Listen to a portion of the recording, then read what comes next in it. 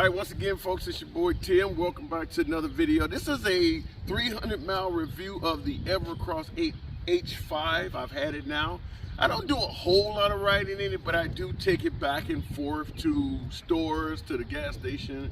You know, certainly with fuel right now being $5, $6 a gallon for gas, depending on where you live. If you need to make a quick 1, 2, 3, 5-mile trip, this is the perfect vehicle for that. You know, run to the grocery store, pick up some milk or something like this. So I'm gonna give you my review. Once again, like I said, 310, 320 pounds, 6'6". So this is a big man's updated review for those who are wondering, can you ride this? So I'll start out by telling you some of the upgrades that I did make.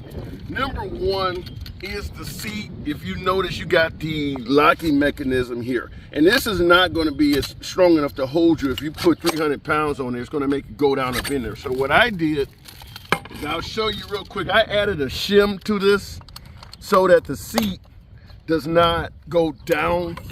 There you go. All right, so inside of mine, I went and purchased a shim from the local bike store. They actually sheared it off. So this goes in here. And that way, when I put the seat down, even if this is not locked at all, this seat is not going to go anywhere because that shim stops it. So that's for the extra weight. So I would definitely encourage any of you folks who are going to use the seat at all, and you got a little bit of weight. In fact, hell, even if you weigh 250 pounds or so, there's a possibility you could push the seat down and this locking mechanism might not be enough on its own. So I'd highly recommend getting some type of shim. So that's one of the upgrades I made. I will also show you the scooter at night so you can see what it looks like for those who may be wondering what all the lights are. And I'll run that video right now and we'll come back and I'll do a speed test for you. 6'6", 300 pounds, let you see what it looks like with a big man on it doing that speed. So I'll cue the video now. Here's a standard view of the scooter with all of the lights that it comes with. As you can see, it has a tail light, so it has a red light for anyone that's behind it. And it also has running color lights on the side. You can turn these off, so you don't have to have that on while you're riding. But if you really want to be illuminated and you really want to be seen, you can have those lights scrolling at the bottom. And then, of course, it also comes with a headlight.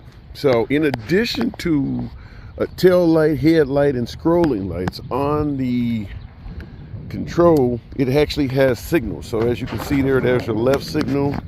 And if I switch it over here, there's your right signal. So it also comes with turn signals. So there's the nighttime version of it, so it does come quite illuminated. Okay, now I did a slight incline and a slight decline. Now I'm just going to come out and tell you with the, I believe it's a 5 or an 800 watt motor in here. I'll put that in the specs, but for a big guy, this is not going to be a scooter for climbing steep hills, and I would certainly say it does not have any off-road capabilities. Now remember, this is a budget-friendly scooter, which is why you're here wondering, can it work with a big man?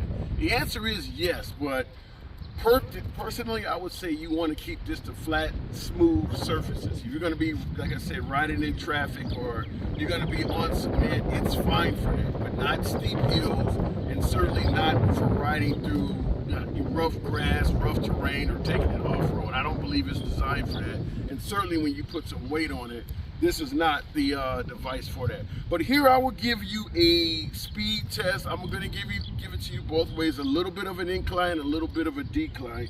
And you can let me know what you think in the comments. So here goes, cue the video. Okay, what up folks, it's your boy Tim. Once again, 6'6", 300 pounds, 310 pounds, depending on what I ate. Okay, this is the road ahead of us. It's a flat surface, and I'm going to give you an example of the pickup speed of this. Now, this is not a speed demon by any means. I got it on the highest gear, number 3.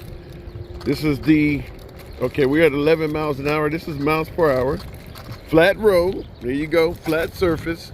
It might be a little bit uphill, but that's pushing a 300 plus pound man. There you go, 15 miles an hour, 16. It might be a slight decline because I think coming back, I can actually go a little bit faster than this. So there you go. For those who are wondering, What can this do with a 300 plus pound guy? There you go, 16 miles an hour. So, and that's the end of that road. So I'm gonna go ahead and stop it. But yeah, overall, it's a comfortable ride, and we'll talk about it more in the video.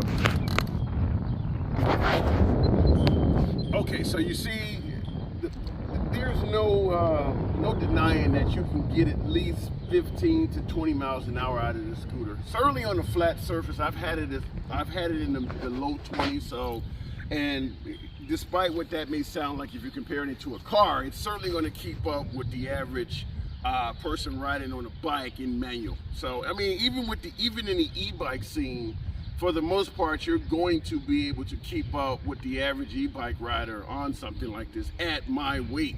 Now, the range is something I have not given it a thorough test for, so I'll have to do that in another video. But I will say that I'm certain it can do at least 10 miles because I've ridden it around town and gotten at least 10 miles out of it. And I believe the battery was between a quarter and a halfway down, or better yet, a quarter and a halfway remaining. So we use between 50 and 75% of the battery running around town at my weight for at least 10 miles. So I understand the original manufacturer is going to give higher distance totals than that, but at the same time, the reason we're here is because this is a big man's review, and you're going to get less in terms of probably speed and certainly range when you're putting more weight. But here is the reverse. Okay, we do an incline and a decline. So here is the reverse video, as opposed to going uphill, going downhill. You'll see the speed difference. Cue the video. Here's that same road. Once again, it's your boy Tim. We're going to be going downhill this time. I think it's just a slight, very tiny decline. I went up this road and I got 15 miles an hour, or 17, somewhere around up in there. So I'll let you see the road. This is the road we're going down, and there is the speedometer. So here we go. Now I believe there's a slight decline to this, not much, but I expect the speed to be faster than 17 miles an hour. Let's see what happens. There's 15, 16. Yeah, we got 17 now. There we go. I can auction. Can I get 19? 19. Can I get 20, 20, 20, 20? 19 is where we seem to be stuck at. Not quite 20. Here we go. I seen 20. There we go. A little bit 20. 20. There you go. 20 miles an hour. Okay. So I'll slow it down and stop it. Woo, shit. It's hard to ride this with one hand, but there you go. So for those who are wondering, can this hold a 300-pound man? There you go. 20 miles an hour. And I'll continue on.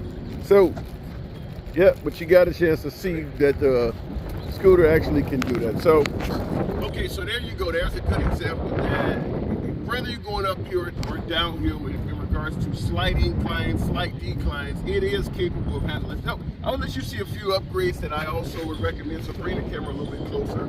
First thing that I would highly recommend is, just like anywhere else, this is a theft or a value target to thieves. So best place to lock the vehicle up would be either through here, or if you want, I suppose you go around the handle, around the stem, but I would not recommend it. I'd recommend sticking your lock through the folding mechanism. Now, at the end of the day, there's not a lot of great places to lock this up, so my advice is to avoid doing that altogether.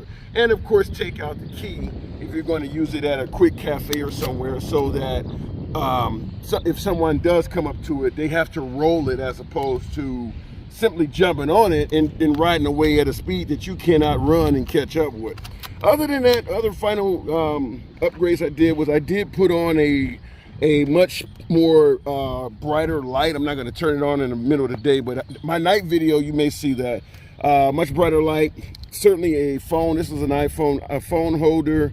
And if you want to have something to drink, we got a nice tea down here in what real quick bag you can put in your refreshments or whatever the case may be. So anyway, that pretty much will conclude this video. I will give you one, before I leave, I'm gonna give you another quick video of just a night overview of what the vehicle looks like at night with all of the lights on. So I'll give you a quick tour of that. And we'll catch you probably at 500 miles, see how it's going. But right now it's been going very well, so cue the video. Here's a standard view of the scooter with all of the lights that it comes with. As you can see, it has a tail light, so it has a red light for anyone that's behind it. And it also has running color lights on the side. You can turn these off, so you don't have to have that on while you're riding. But if you really want to be illuminated and you really want to be seen, you can have those lights scrolling at the bottom. And then of course it also comes with a headlight.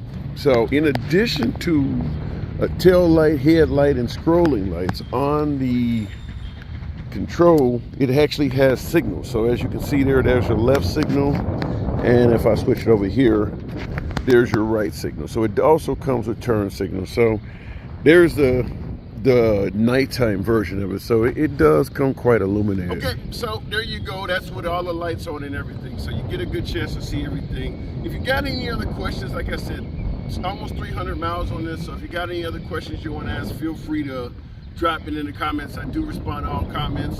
Subscribe to the page, helps out the analytics, helps me bring you more videos like this, and I'll catch you in the next video.